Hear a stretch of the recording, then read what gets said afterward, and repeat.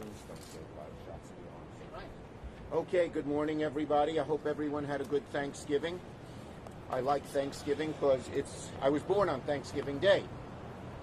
Actually, I'm going to take a minute and tell you a story. Have I told this story before? Maybe only 100, so go for 101. Okay, so my mom went into labor at 5:30 a.m. on Thanksgiving morning. My dad drove her to the hospital in a Packard. Who's heard of a Packard? It's an old car, no more made, like a lot of American cars. The hospital was French Hospital, which was on 7th Avenue and 29th Street. It was run by an order of French nuns. Why French nuns had a hospital in the middle of Manhattan, who knows, but they did. But the location, as you'll see in a minute, is important. He gets there about 7 o'clock. They get my mom suited. By 8:30, in those days, what they did with the men is none of this touchy-feely spouse in the birth room like I had, not like that.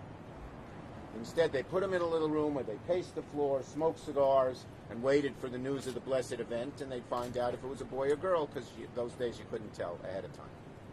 But my dad's a free spirit. He says, I'm at 29th and 7th Avenue. What's 4 blocks away? Come on. Macy's.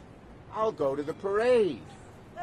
He went to the parade, watched it for 3 hours. Towards the end of the parade, a friend of his tapped him on the shoulder. He bumped into him and said, why don't we go into this local pub and celebrate the blessed event? P.S. I was born at 11 a.m. My dad showed up at 4 p.m., precipitating the first fight my parents had over me. But there's 97 and 92. This was the first Thanksgiving we missed with them. Oh, that's another good story. I'll tell you that in a second. I have a lot of good stories. They're 97 and 92. This is the first Thanksgiving we missed with them. So the fight couldn't have been too bad. They had their 71st anniversary in April. Here's the one story. So this time we were all separate, of course. My family, my brother's family, my sister's. We always gather with my parents at Thanksgiving. But we decided to do a Zoom where we'd all be on Zoom from our separate locations to say hello to her. She sees it and she got mad. You're all together and you didn't invite me. No, Mom, this is Zoom. What's that? It's Zoom. We're all separate. We're just on camera together. Anyway, okay. Those are my 2 Thanksgiving stories for your enjoyment. Now we have a serious issue. And this is about vaccines. And there's an expression. Vaccines don't cure illness. Shots in the arm cure illness. Is that what yep. Vaccines don't cure a disease. Shots in the arm cure a disease. There are 2 steps to vaccines. One is producing them. And thank God we have some good news that at least 3 companies and maybe more are getting ready to produce a vaccine shortly. That's the good news. There will be a COVID vaccine very shortly. And we're here to make it clear. Getting to this point of a vaccine was hard enough, and we commend the work that was done to bring us here. But it's only half the work that needs to be done. A successful COVID rollout will require about $30 billion in federal funds to make sure the vaccine gets into people's arms, that it's distributed appropriately. And there are lots of costs. New York will need hundreds of millions of dollars to do the following 4 things, which every state must do. But New York will need hundreds of millions of dollars to do these 4 things once the vaccine is produced. Distribute the vaccine for free, educate the public, hire healthcare workers, and establish clinics.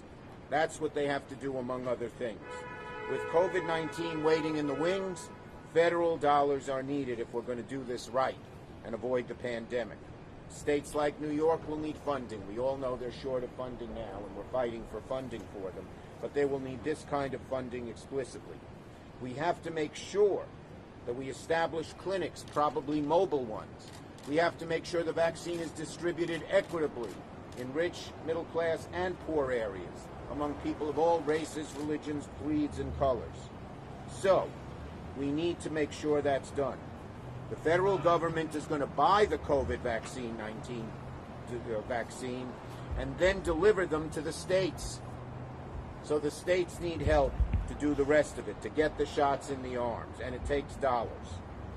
Paying for large-scale vaccine efforts should, as usual, fall to the feds. When there's an emergency in a state, the federal government picks up the slack. So we need a solution. And today we are once again urging Leader McConnell to put the HEROES bill on the floor of the Senate. It has passed the House, and it has the money that's needed to distribute the vaccines for the clinics, for the education, for the things that we need, the mobile centers, and for the healthcare workers that are needed to distribute the vaccine. That's what we need to do. So we are hoping that the HEROES bill, which contains this and many other needs, I've talked to you about those other needs in previous press conferences, is put on the floor immediately. This should be a moment of clarity for everyone, Democrats and Republicans. This is a huge crisis. We need big relief, and among the relief we need, part of the HEROES bill, is the money to the states once the vaccine is produced to distribute it. I know the President-elect agrees with this. He supports putting the HEROES bill on the floor. I've spoken to him about it. The need is urgent. We must have Congress come together, House and Senate, Democrats and Republicans, pass the HEROES bill and get the distribution money for the vaccines to the states ASAP. Okay? Is that it, Angelo? Questions on this subject? Yes. So to be clear, You got to talk a little louder. it has bipartisan support, right? And Well, the HEROES bill has passed the House, but has not had support among Republicans in the Senate. got it. Okay. Yes. Are you scheduling more conversations with the president-elect? Have you been in touch with the transition? I have been in touch with both the transition team and the president-elect on a variety of subjects, but usually I keep them to myself. Yes. Given that we're in a lame duck, administration right now with Trump leaving, would you ever consider putting forward a smaller stimulus package? Look, there are so many needs. I've been here every week. We have needs for state and local government. We have needs for transit. We have needs for schools. The right thing to do and what I'm fighting for is the HEROES bill, which was scaled back $1.2 billion. Okay? Thank you, everybody. A happy Thanksgiving to one and all. Oh, wait. Could you hold up that photo? Yes. I'll put with my mask on since I'm not talking anymore. Actually, and also any update on when we might see a vaccine? I know we've been hearing. The companies say in the next few weeks, let's hope and pray. Is there one company you think will hit the No, I think there are a few. Here we Either way, go. whoever it is, this cost will exist. Do we have any idea of a more specific number that we're going to need? We're going to need hundreds of millions because first some of them are 2 doses, some you may need others, That's and alone, hundreds of millions. but a lot. Do you anticipate we're going to No, hundreds of millions of dollars. Yes. U.S. Do you vaccine. anticipate you'll have to fight for a while to get that? I hope we can get it quick. We need it. I guess the only other thing was, have you spoken to Speaker Pelosi? I speak to Speaker Pelosi all the time.